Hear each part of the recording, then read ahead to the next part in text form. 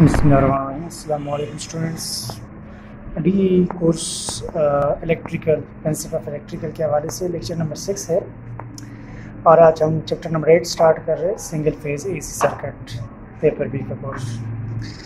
उसमें फर्स्ट आपके 3 टॉपिक है, आज हम वो डिस्कस करेंगे कि सिंगल फेज एसी सर्किट्स कौन से सर्किट्स हैं, आप कैसे डिफाइन कर सकते हैं इनको, और सेकेंडली कि सर्किट कंपोनेंट्स इनके क्या क्या है, सिंगल फेज एसी सर्किट के क्या क्या कंपोनेंट्स और उसके हिसाब से क्या क्या क्लासिफिकेशन हो सकती है सिंगल फेज एसी सर्किट्स की, और थर्ड वन उसमें से एक version of the circuit component या एक type of single phase AC circuit हम डिस्कस करेंगे, that is pure resistive AC circuit. और फर्स्ट ऑफ ऑल हम डिफाइन करते हैं कि सिंगल फेज एसी सर्किट्स क्या होते हैं।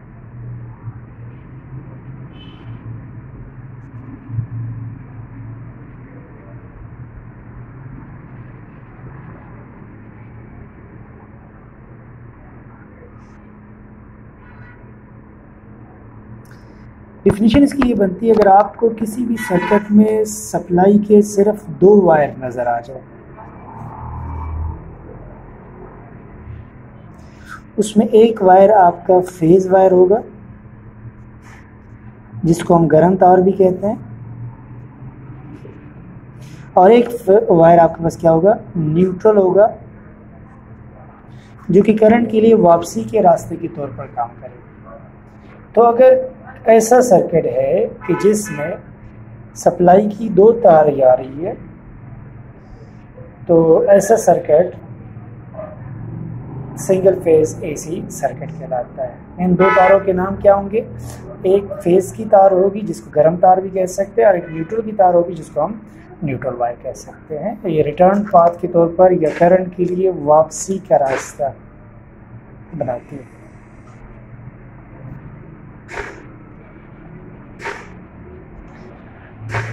अब ये सिंगल फेज एसी सर्किट, इसके कंपोनेंट्स क्या हो सकते हैं, तो इसके कंपोनेंट्स या इसके अज्जा और अज्जा के हिसाब से इनकी अक़साम, जो इस चैप्टर में हम इनकी अक़साम पढ़ेंगे ना, वो इस सिंगल फेज सर्किट के कंपोनेंट्स या अज्जा के लिहाज से पढ़ेंगे। तो सिंगल फेज एसी सर्किट के अज्जा जो है वो आपके पास 3 बुनियादी अज्जा है, फिर उनकी कम्बिनेशन यूज़ करते हैं मुख्तलिफ सर्किट्स बनाने के लिए। एसी सर्किट या तो आपके पास हो सकता है प्योर रेजिस्टिव सर्किट,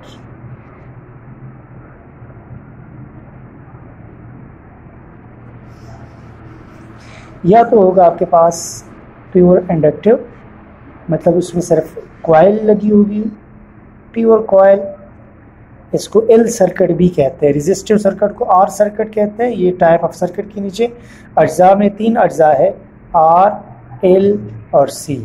तो सी से के हिसाब से जो आपके पास टाइप ऑफ सर्किट बनता है वो कैपेसिटर।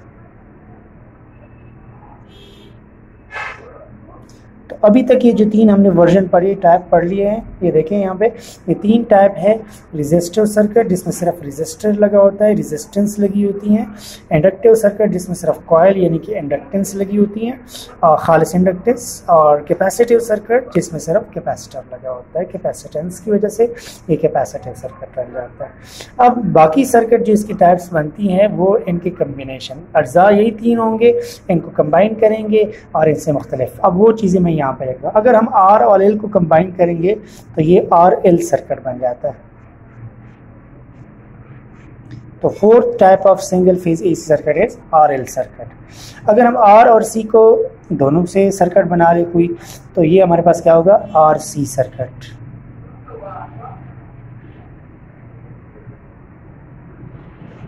अगर हम एल और सी का इकट्ठा सर्किट बना ले तो ये क्या होगा, एल सी सर्किट।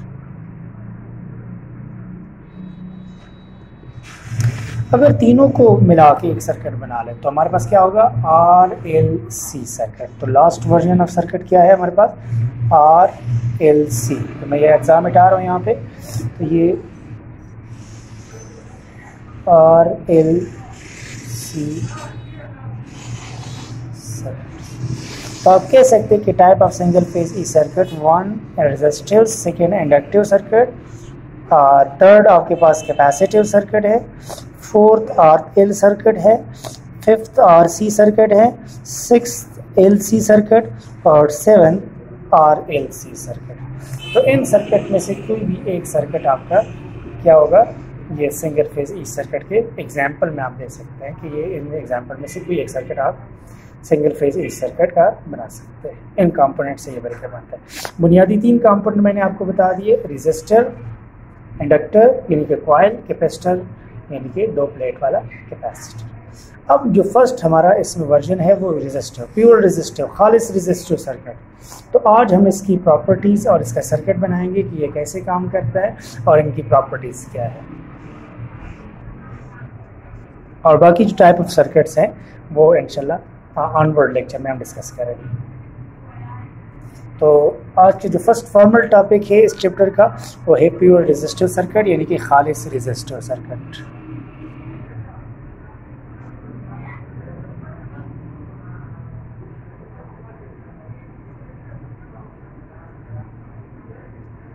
खालिस रजिस्टर सर्किट से मुराद ये होता है कि इसमें सिर्फ और सिर्फ रजिस्टर अगर लगा है सर्किट में। अब हम सबसे पहले इसका मॉडल सर्किट बनाते हैं। सिंगल फेज एसी का सप्लाई अगर है तो उसका सिंबल आपके पास ये है, ये सिंगल फेज एसी सप्लाई, 2 तार है, एक फेज और एक न्यूट्रल। और इसके साथ हमारे पास क्या होगा, एक फेज वाले तार के रास्ते में सिर्फ एक रजिस्टर लगा लें, ये रजिस्टर का सिंबल है, और इसका पाथ कंप्लीट कर। ये हमारे पास क्या है, खालिस रेजिस्टिव सर्किट है जिसमें रजिस्टर और सप्लाई की वोल्टेज V है। अब इसमें करंट फ्लो करेगा इस सोर्स की वजह से I। अब ऐसे सर्किट की क्या खसूसियात है, पेपर में आ जाए तो रजिस्टर सर्किट, खालिस रजिस्टर सर्किट क्या होता है, तो आपने सिर्फ ये डिफिनीशन करनी है कि ऐसे सर्किट जिसमें सिर्फ रेजिस्टेंस लगी हो, उसके अलावा कोई और कंपोनेंट्स ना लगा हो, तो ऐसे सर्किट को खालिस रजिस्टर सर्किट कहते हैं। अब इनकी खसूसियात के हवाले से भी क्वेश्चन आ जाता है कि इनकी प्रॉपर्टीज़ क्या है, इनका करंट कैसे होता है, इनका पावर क्या होता है। सबसे पहले हम करंट देखते हैं। तो इसका जो करंट होता है, खालिस रजिस्टर सर्किट का करंट वो बराबर होता है V/R। इसको हम कहते हैं ओहम लॉ। तो आप कह सकते हैं पहली खसूसियत में कि खालिस रजिस्टर सर्किट का करंट ओहम लॉ को डायरेक्टली इस्तेमाल करने से हासिल किया जा सकता है, I = V/R। सेकेंड जो हमारे पास प्रॉपर्टी है वो है इन सर्किट्स में वोल्टेज और करंट सिग्नल के दरमियान का एंगल क्या होता है, फेज एंगल, जिस तरह हम चैप्टर नंबर 6 में डिस्कस कर चुके, 7 में सॉरी डिस्कस कर चुके एसी फंडामेंटल्स। तो वोल्टेज का सिग्नल और करंट के सिग्नल के दरमियान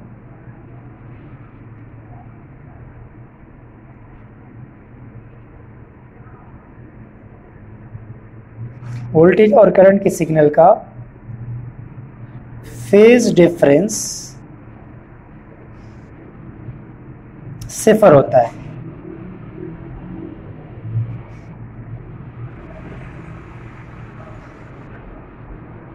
आप यूं भी कह सकते हैं कि वोल्टेज और करंट रेजिस्टिव सर्किट में एन फेज होते हैं।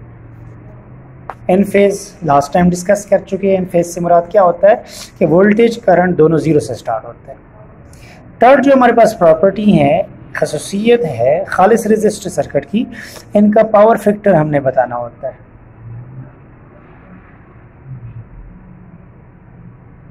पावर फैक्टर सबसे पहले आप समझ ले, पावर फैक्टर पावर की क्वालिटी, कि अब अच्छी क्वालिटी का मुफीद पावर इस सर्किट में फ्लो करेगा या नहीं करेगा। तो पावर फैक्टर ऐसे सर्किट का 1 होता है, इसको हम कहते हैं यूनिटी पावर फैक्टर। और 1 पावर फैक्टर से मुराद क्या होता है कि पावर की क्वालिटी खालिस तरीन,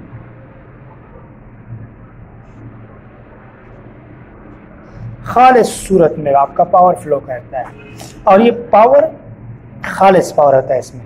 अब इस पावर की मिकदार कितनी होगी, तो 4th प्रॉपर्टी में हम इस रेजिस्टर सर्किट की पावर की वैल्यू, पावर आपके पास मैक्सिमम फ्लो करती हैं, और अगर हम इसको फाइंड करना चाहते हैं तो ये आई स्क्वायर आर के बराबर होता है। एक तो ये फार्मूला इसके लिए इस्तेमाल होता है। दूसरी तरफ मैं दूसरा फार्मूला इसकी दूसरी तरफ लिखता हूँ, आप अलग अलग लिखेंगे। एक बार लिखेंगे P is equal to I square R, अगली बार दूसरी इक्वेशन भी लिख रहे हैं कि इसकी पावर की वैल्यू हम ऐसे भी फाइंड कर सकते हैं कि P is equal to voltage का सिग्नल, उसकी एम्पलीट्यूड वोल्ट्स में multiplied by current and to cos phi. लेकिन चूंकि cos फाई cos 0 1 के बराबर होता है तो मोस्टली आपके पास क्या आता है, ये cos 0 1 के बराबर आने की वजह से हम जनरली क्या लिखते हैं, P is equal to V I लिखते हैं ऐसे सर्किट्स के लिए। तो ये दो इक्वेशन इसके लिए इस्तेमाल होते हैं, P is equal to I square R और P is equal to V I. ये हमारे पास खालिस रेजिस्टिव सर्किट में पावर की वैल्यू होती है। अब ये सर्किट करंट के रास्ते में कितनी मुज़ाहमत देता है, opposition to the flow of current, और टोटल अपोजिशन को हम एम्पीडेंस कहते हैं। तो चूंकि तमाम के लिए हमने ये 5 तरह की खसूसियात लिखने हैं तमाम तरह के सर्किट्स के लिए, लिहाजा आप ये तरतीब समझ लें कि इसी तरतीब में तमाम जो टाइप ऑफ सर्किट है सिंगल फेज सर्किट उनकी खसूसियात हम लिखेंगे। एम्पीडेंस को Z से रिप्रेजेंट करते हैं और Z की वैल्यू बराबर होती है R, चूँकि सिर्फ R ही होता है ना रुकावट वाला एलिमेंट इन सर्किट में, लिहाजा से इनका Z क्या होता है, R के बराबर होता है। तो आप ये 5 खसूसियात रखें। उम्मीद है आप लोगों को समझ आ चुकी होगी इन टॉपिक्स की। नेक्स्ट क्लास में हम जो दूसरी तरह का सर्किट है प्योर इंडक्टिव सर्किट, उसको हम देखेंगे और उसको डिस्कस करेंगे। आज के लिए हमारा टॉपिक कंप्लीट हो गया। अगर आपको वीडियो पसंद आई है तो आप सब्सक्राइब करके लाइक भी कर सकते हैं, वीडियो शेयर कर ले बाकी दोस्तों के साथ भी ताकि फ़ायदा होगा। Thank you very much. अल्लाह हाफिज़।